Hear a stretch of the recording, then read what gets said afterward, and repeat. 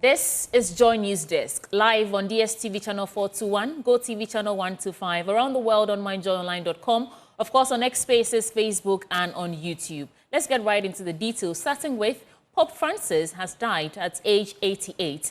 The Pope, who was the first Latin American leader of the Roman Catholic Church, died at 7:35 local time on Easter Monday, according to the Vatican. His death comes a day after wishing happy Easter to thousands of worshippers, and he was recently discharged from hospital last month after 5 weeks of treatment for an infection. Francis's death sets in motion the centuries-old processes. Well, we will be delving into that and many others shortly, because we have a distinguished spiritual leader and close ally of the Pope in the person of Reverend Father Andrew Campbell of the Christ the King Church in Accra and the founder of Weja Leposarium, joining us via Zoom with more details on that.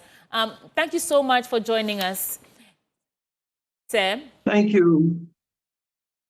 Well, we do want to remember the Pope who's just passed away. Could you just help us paint him in a picture for us? Who was he, really? Yes, I have very happy and fond memories of the late Pope Francis. I always look to him as my mentor, my example. And when I was 50 years working here in Weja with the lepers, I asked my superiors, can I go to Rome to visit Pope Francis, the one I've always looked to as an example? And they said yes. So I had the privilege of a private audience with Pope Francis on the 17th of May last year, 2024. And I can never forget this encounter, this audience we had together in his library, in his private library. What is the significance of that encounter for you? I know it's rare for the Pope to grant you an audience like that, like you're saying, but what's the significance of it? I went, when we met, you know, he said, "No, all smile, let's take a photograph." He was so human and understanding, and he was just so friendly. And he said to me, he said, "What work do you do?" And I told him I work with prisoners, I work with street children, I work with lepers, I work with prisoners. He said, "Father," he says, "you're a brave man. You're a brave man. Have courage. Don't give up. Continue that work that you're doing for the poor and the needy. Continue that work of Christ." And that's always inspired me, those words that he gave to me that day on the 17th of May, 2024. I can never forget, because he was a man for the poor. He was a man who loved the poor. Even on Saturday, he went to the prison in Rome and spent half an hour with the prisoners there in Rome. And every year he visited the prisoners in Rome. He used to wash their feet. You know, everywhere he went, every visit he went, he made sure he always visited the poor in that country. So to me, he was an inspiration, that his love for the poor, his love for people. He was one of the people. He always told us priests, he said, you should smell of the sheep. You should be one of the people, smell of the sheep. Get out of your sacristies, he'd say. Get out of your sacristies and smell of the sheep and be with the people. And that's what Francis was. He was always with his people. He always had time for people. He always had time, always had that smile and that word of hope and a word of consolation. He was a real man of God, a man of God. I mean, let's stay on this for a bit longer. I can imagine how hurt you must be with this news coming in about his passing. For many Christians around the world, what does this mean, the death of the Pope? What does it mean? He is an inspiration to everybody. He's an inspiration. The whole world will certainly mourn, because he was a man of prayer. He was a man of vision. He was a man of God. This was a man, an ordinary man. He said, "I'm a simple man. I'm a simple man." And where did he get that from? It was from his prayer life. He's an example to us that, you know, it's not riches we want. It's not money. It's not power. It's not power. He was a man who prayed. He was praying. I have my rosary beads here. He gave me a present of these rosary beads when I was with him. Anytime you saw Pope Francis with his rosary. Right. Anytime he went on a journey outside of Rome, he went to visit the church Mary Major to pray for her intercession. And when he came back, he went back to that church to say thanksgiving to Mother Mary. He was a man of prayer, a man of prayer. When he last week when he came to after being come out of hospital, he came to the Vatican to St. Peter's and he went to confession. He went to confession. He's telling people, keep in touch with God, keep in touch with prayer. Don't give up. Have hope. Have hope. He was a man who prayed, a man who Right. believed in prayer. Reverend This is why Father, so I want us to look at the paradox of, the day this news is coming in. It's Easter Monday, and a lot of Christians would have been picnicking and bonding with family and friends as we've just moved past mourning the death or the commemoration of the death of Jesus Christ to celebrating his rise. And then we hear news of the passing of the Pope. The paradox of it, unpack it for us. Today being Easter Monday. We are sad, yes, but we're also happy. The man has gone to God. His life is for God. He spent it, as I say, he died in his boots. He was a man of, who did his work right to the very end. And we know he's with God. We know he's gone to God. And, we're sad, yes, but we're also happy. He finished his work. He did his work well. And we thank God for the gift, his life. We'll never forget, his simple, ordinary, prayerful life for people. People will remember him. They have happy memories of him, always smiling, always telling people, don't give up, have courage, have hope. That's what people will remember about him. Right. So we're happy in that sense. I mean, he was a man who, I always remember, he wrote this book on hope. I just finished it, a book on hope. And he talks about the time after the conclave when he was elected Pope. And he was elected Pope. All the cardinals were going from the Sistine Chapel to their place of residence and needed a bus. So it was a bus there and a limousine. And they said, oh, who's the limousine for? That's for the new Pope. He says, no, I'm not going to sit into a limousine. No. And he sat with the cardinals. I mean, this is the man, our Pope, ordinary, down-to-earth man, a man who's simple, a man of prayer, a man of God. And then you want to give him red shoes. He said, no. And he said, oh, white trousers. No, I'm not an ice cream seller. No. He says, I want to be, just leave me be myself. He was just an ordinary, down-to-earth man who did his work well. And we'll always remember him for his complete and utter dedication for the poor, the needy, a man of prayer, a man of God, a man who had a vision. This is what he wanted. Reverend Father, I've heard you talk about remembering him as a man of prayer, a man of the poor, a man of hope. But in terms of the actual work that he'll be remembered for, the impact he had on Catholicism, on Christian faith, and on people who perhaps were not even aligned with the faith, but just because they knew him as a pope, or the work that he has done that has shown some people the light. I want us to enumerate more on that. What are some of the significant impacts or works that the Pope did that we should be remembering him for? He always talked about the dignity of man. That man has dignity. Every person is important. Every person is a child of God. And we should remember that and have dignity. That's why he wanted to help so many of the people who suffered. He talks a lot about people who suffered in his book on hope, a lot of it. So he always talked, let's give dignity to everybody, no matter who you are, no matter what religion you belong to, no matter what faith you belong to, it doesn't matter. Have dignity. He gave dignity to everybody. Everybody was important to him, and he wanted to help everybody, no matter who they were, suffering and not suffering. He wanted to help everybody. So we'll always remember him as a man who saw people as a child of God, as a person who was special in the eyes of God. That's what people will remember him for. It no distinction, man or woman, doesn't matter. Everybody, he would be remembered because he wanted everybody to know that you're a child of God, you have dignity, you have respect, and we love you. What happens now that the Pope is gone? In terms of, I don't know, I stand corrected, is it the papacy? What happens to the leadership of Catholicism, the Catholic Church? Well, all the cardinals now will come together from the different parts of the world, and they'll have a conclave at the Vatican to elect a new pope. So there's one person in charge now at the moment until a new pope is elected. And then within a short while, they'll have the conclave at the Sistine Chapel, and a pope will be elected then, and a new pope will be announced. How long does this take? It depends. I wouldn't know exactly. It could be a week to maybe a few weeks. I'm not sure how long.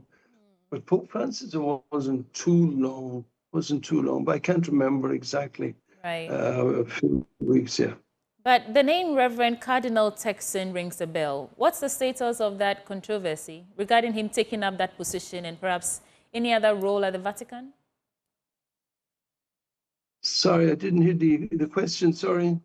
Reverend Cardinal Turkson. Is there a possibility that he may be stepping into any role at the Vatican now that the Pope is passed? One doesn't know the future. We don't know the future. We don't know who's going to be elected and what positions various cardinals will take. We don't know.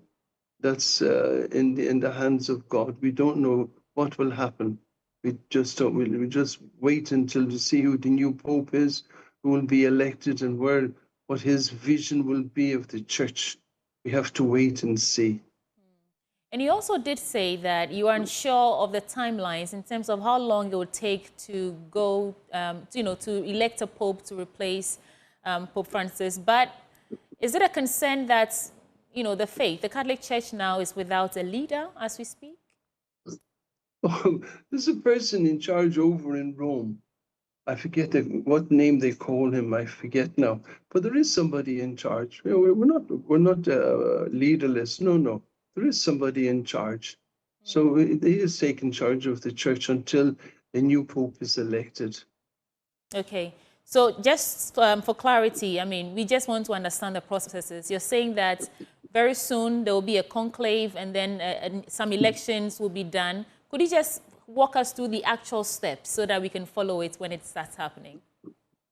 So all the cardinals, over 200, I think, cardinals will come together from all parts of the world, all the corners of the earth, all those new cardinals and they'll all come together. And they will come to the Vatican, and they'll have to have the funeral of Pope Francis first. And after the funeral, then the preparations for a conclave. And then the conclave will be at the Sistine Chapel. All those who will be eligible for the electing of a pope. And then they will elect a pope. And then a new pope will be announced.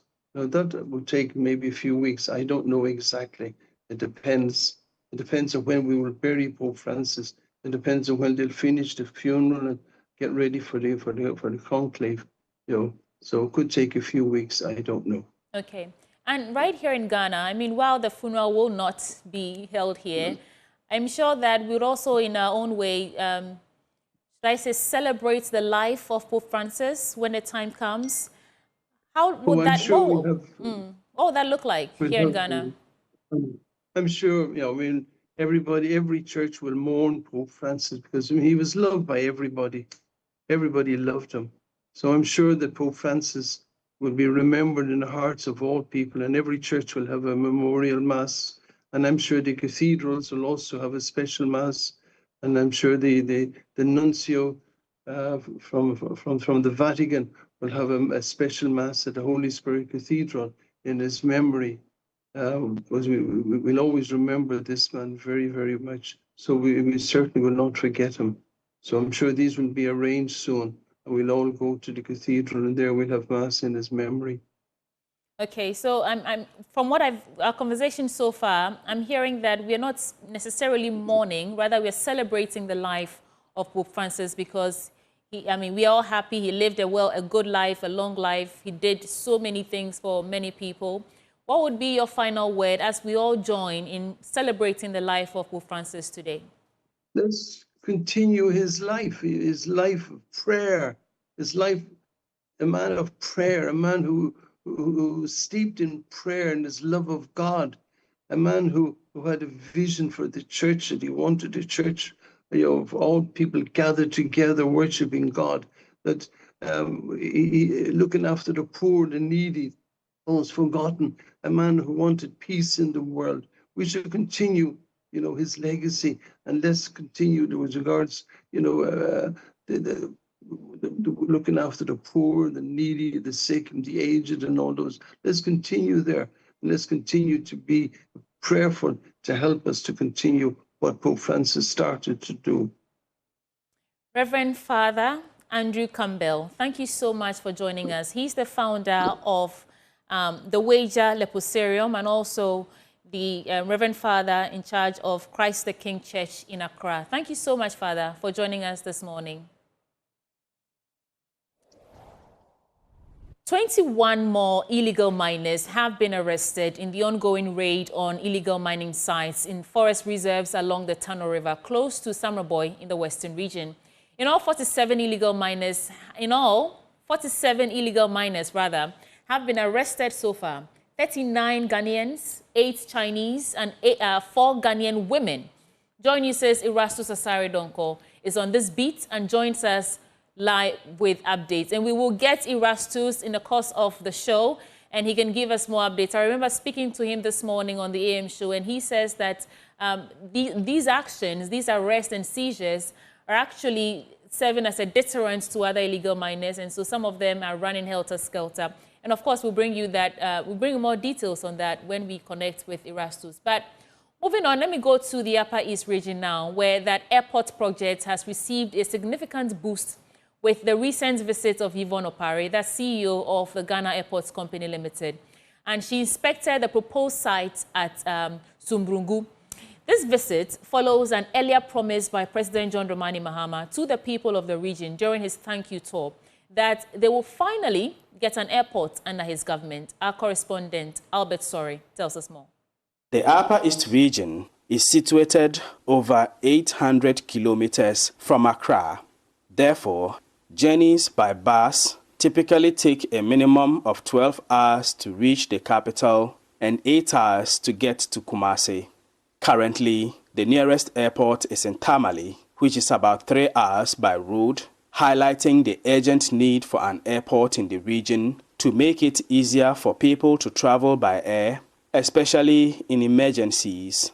The demand by the people of the Upper East region for an airport has intensified, particularly in light of recent safety concerns along the Bolgatanga-Waliwali-Tamale Highway, where attacks and killings have surged.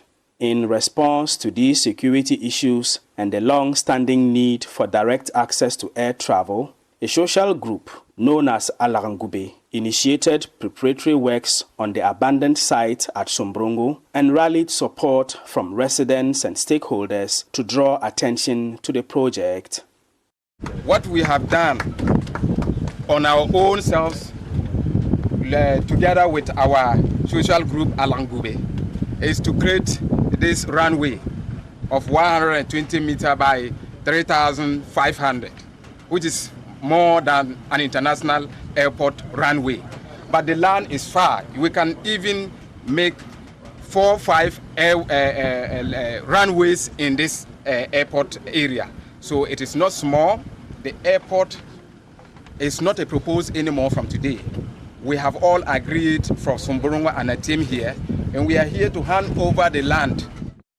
During his thank you tour in March, President John Mahama pledged to address the long-standing Upper East Region Airport project. I've also asked the Managing Director of the Ghana Airports Company to commence the sourcing of funding for the construction of the Upper East Regional Airport. We intend to do this under a PPP model in conjunction with the gold mining companies in this region, since this will allow them also to airlift their gold bullion safely to Accra directly from the Upper East region.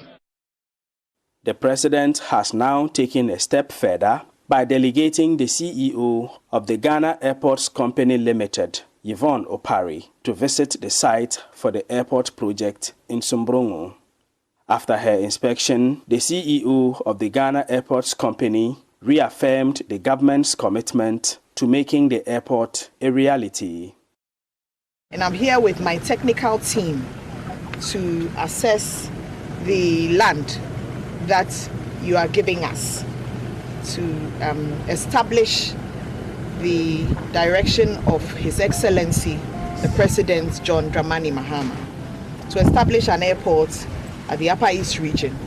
I want to take the opportunity to thank the Alangube group who have spent their own resources to grade the land and create the path for a runway up to about 2,000 meters. This shows a lot of seriousness for this project, and the President also attaches a lot of seriousness to it, and we know that as the months go along, you will see some visible signs of us having started this project. Upper East Regional Minister Donatus Akamukri Atanga also emphasized the airport's potential to transform the local economy. This area, in fact, it's going to be the airport that will supersede all the airports in this country. Because what we have here, we have 9 out of 15 municipal and district assemblies that have gold deposits. And so, which means that the mining companies will need a faster means of conveying their staff as well as conveying their products. Apart from that, this area, we have 15 municipal or district assemblies, and you have about 8 district assemblies that are border assemblies. And border districts means that international business will boom. With the visit from the CEO of the Ghana Airports Company and the renewed commitment from the government, the people of the Upper East region are hopeful that the long-awaited airport will soon become a reality.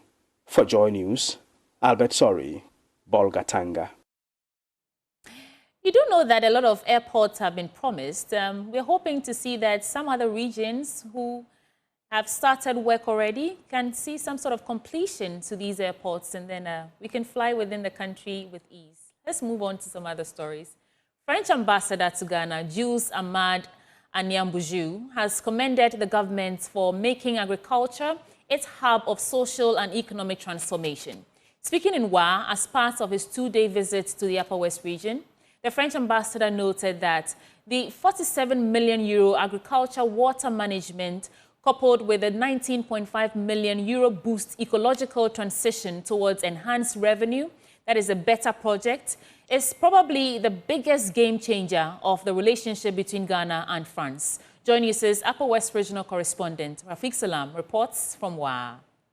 The visit of the French ambassador to Ghana, Jules Ahmad Anyambuju, to the Upper West region provided a significant opportunity for the Ministry of Food and Agriculture to present 2 key agriculture initiatives, both co-financed by the AFDE and the European Union.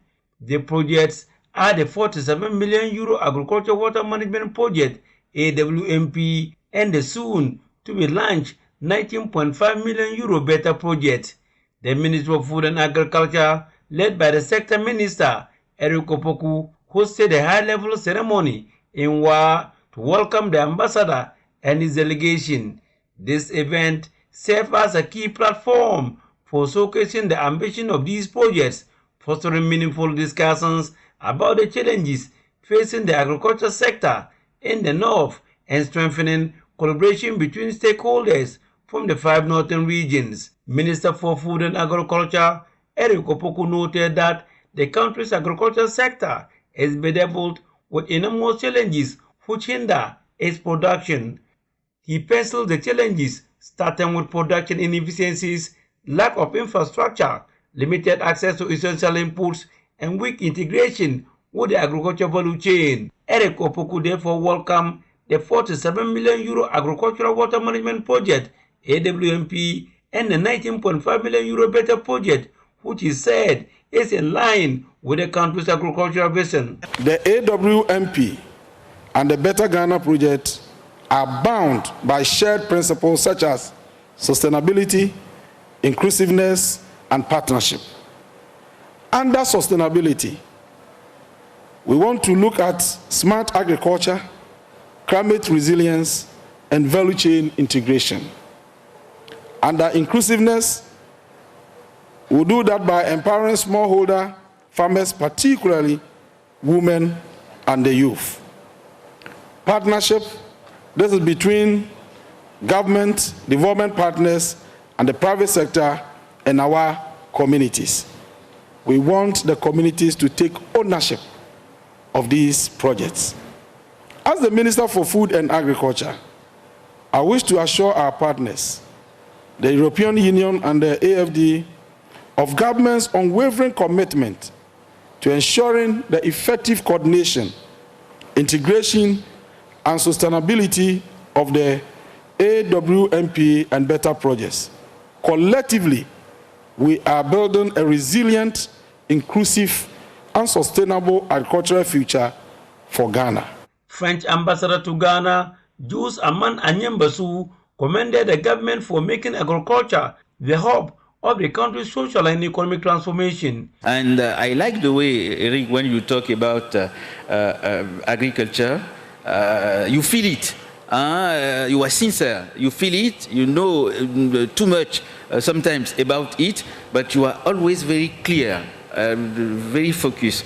So you decided to, under the leadership of His Excellency President John Mahama, to make agriculture the heart of your social economic transformation. These two programs you have been working on are probably the best game changer of our relationship. Not just to meet, to interact, but to be able to take action.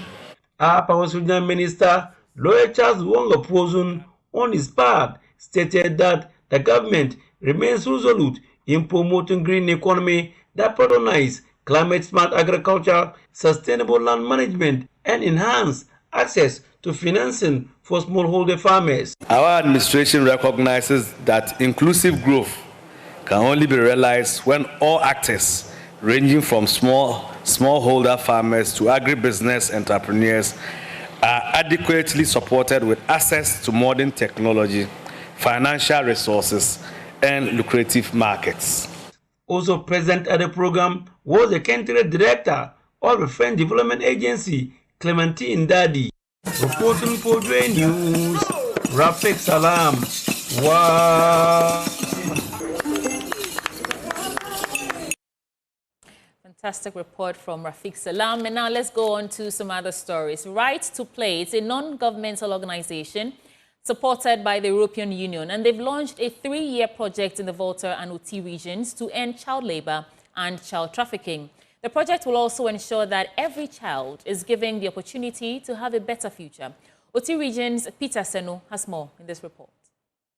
Right to Play Ghana, in collaboration with its partners in Community Development Program and Alliance for Community Resilience and Development, has launched a 3-year project which aim is to campaign against and eradicate child labor and human trafficking in 3 districts in the Uti region, namely Karachi East and West, and also the Kijibi district and the Pandu district in the Volta region.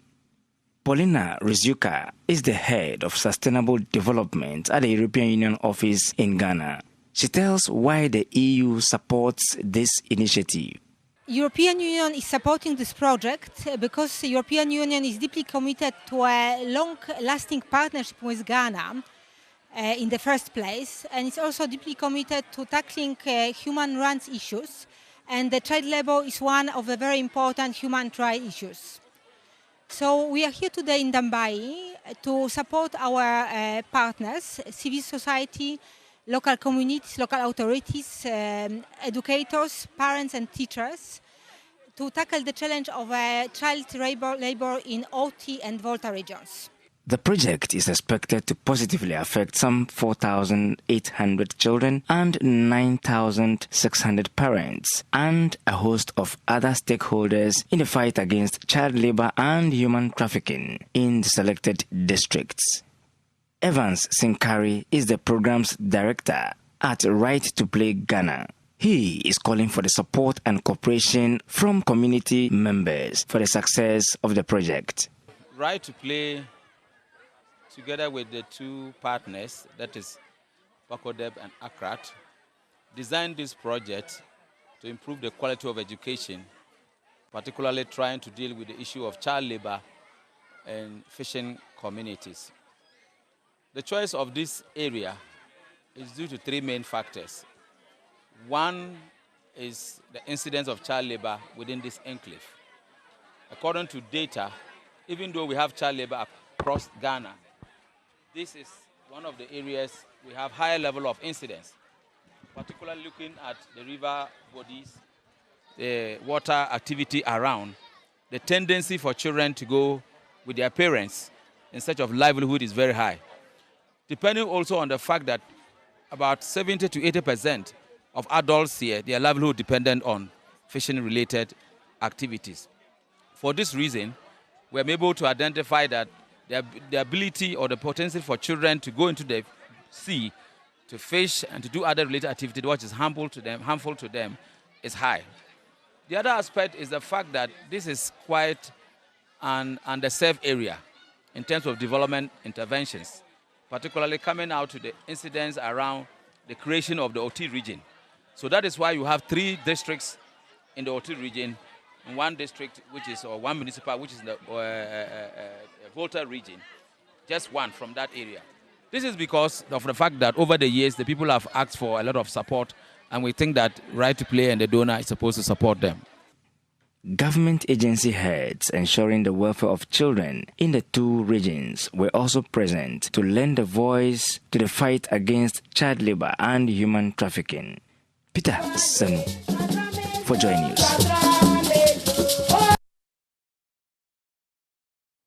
The Economic and Organized Crime Office has arrested 35 suspected human traffickers in a major operation targeting a syndicate accused of luring and exploiting over 200 individuals.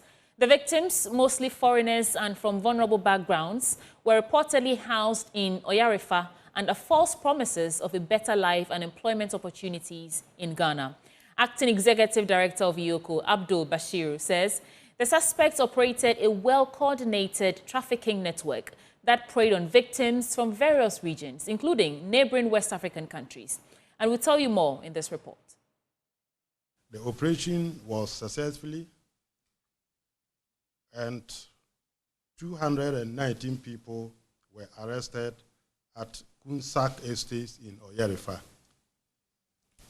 The suspects were lured into the country, the victims were lured into the country by the suspects ostensibly to give them lucrative jobs in Ghana. Unfortunately, when they came to Ghana, since there are no lucrative jobs existing, then they took them hostages and then they confined them at the Oarifa estates, and then they were forced to go into cyber crimes and cyber crime-related activities.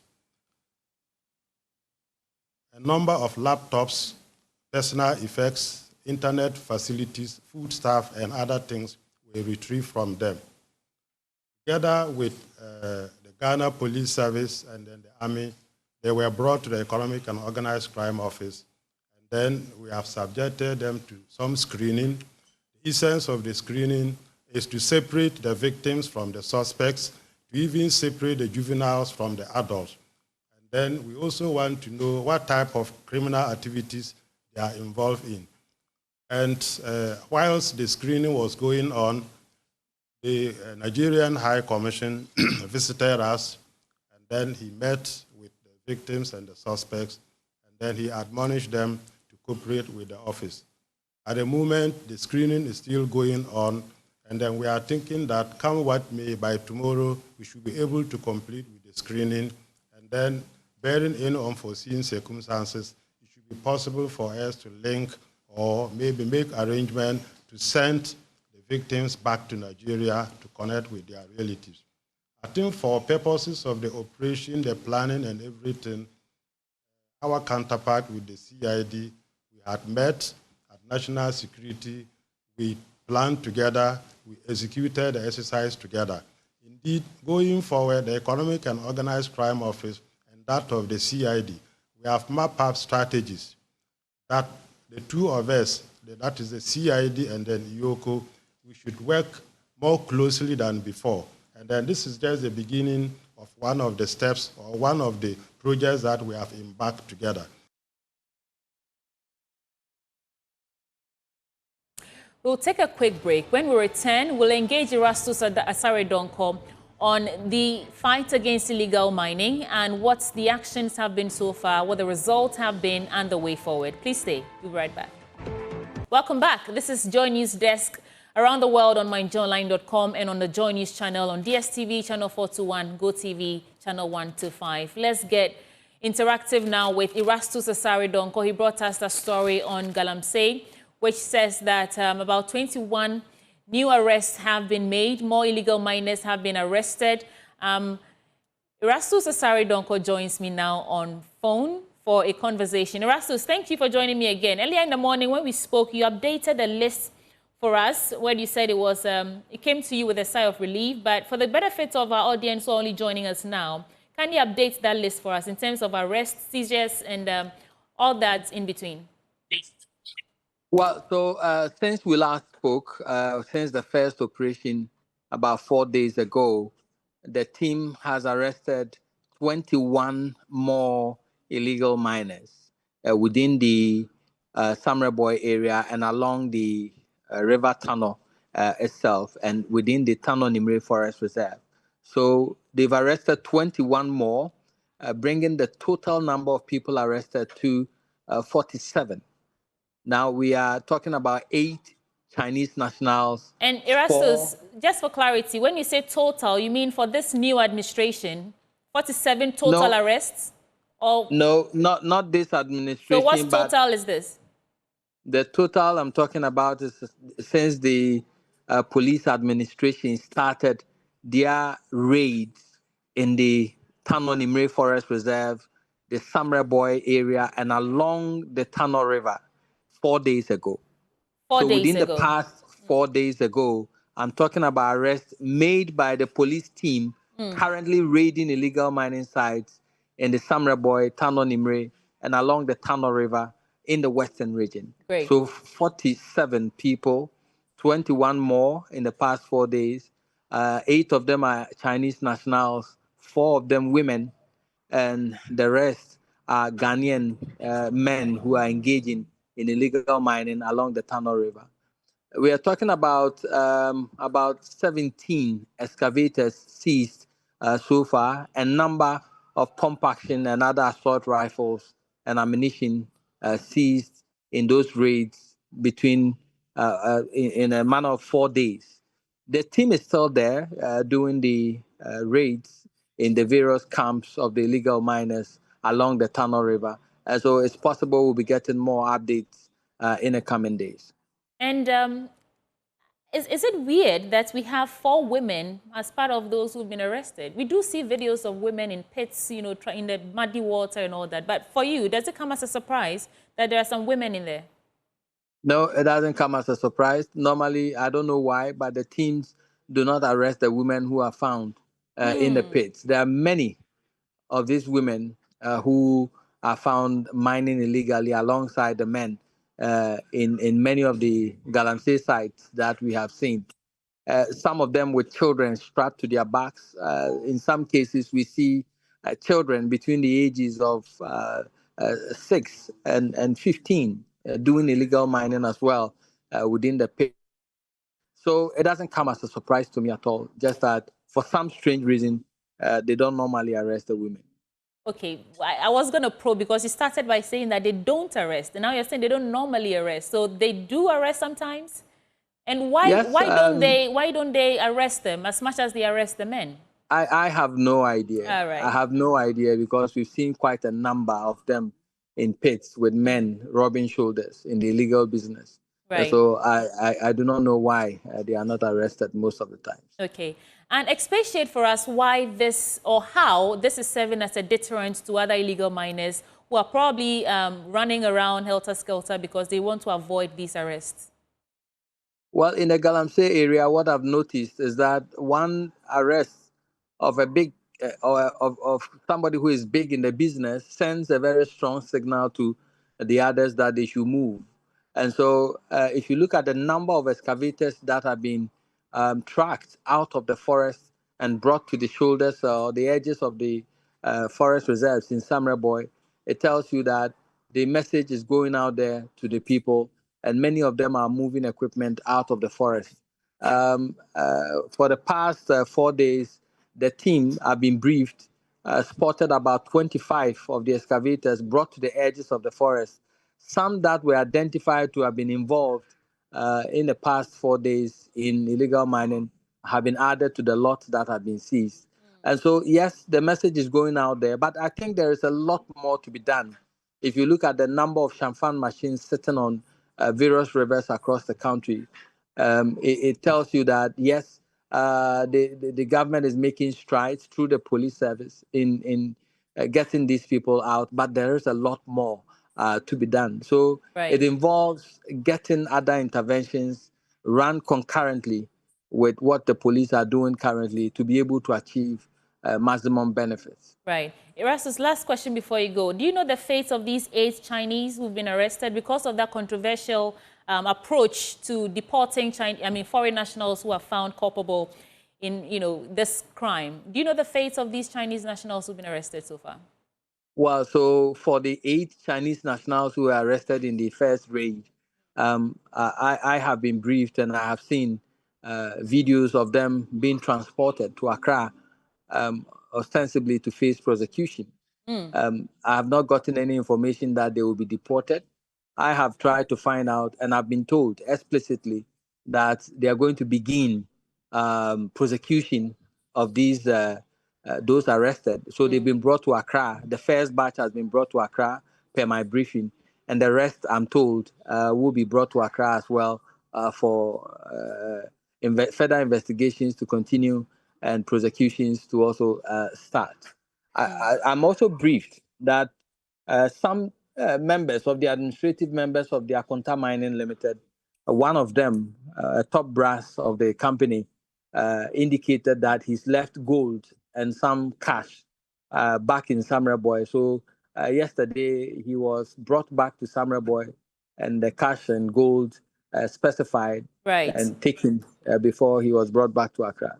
Erastus Asare-Donkor, JoyNews editor, ecological journalist, thank you so much for bringing us details. It's always lovely to count on you. And that's how we break into business now on News Desk. Please stay. Hello, good morning and welcome to the business segment of JoyNews Desk with me, Pius Kojobaka.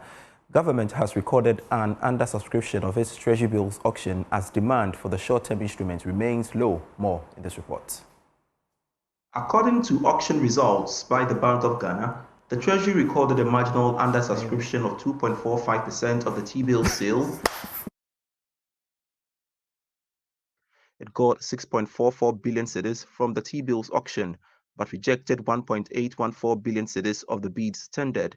The target was estimated at 6.607 billion cedis. About 5.058 billion cedis were tendered for the 91-day bill, representing 78.49% of the total bids. The bids accepted were lower at 3.67 billion cedis. For the 182-day bill, 905 million cedis were tendered. The bids accepted were estimated at 630.45 million cedis. A little over 481 million cedis were also tendered for the 364-day bill. About 324.56 million cedis were accepted. Meanwhile, interest rates remained relatively stable on the yield curve. The yield on the 91-day bill remained the same at 15.45%. That of the 182-day also eased to 16.18% from 16.21% the previous month. The interest on the 364-day bill also dropped by 3 basis points to 18.62%. And that's it for business for now, but we've got more stories for you when you log on to myjoyonline.com/business. Let's Get some read quickly. Your jobs are safe. That's according to the Lands Minister, assuring Durban mines workers. Also on that portal, we have been caged. That's according to GAFBOG, urges Bank of Ghana to reassess forest operational guidelines. More stories when you log on to myjoyonline.com/business. Always a delight serving you, sweetie. Thank you so much, Pius Kojobaka, for bringing us business updates. And in fact, it's a wrap for News Desk. And like he said, do log on to myjoyonline.com for more news stories. And bye for now. This time, I promise, off I pop. Bye. Happy holidays.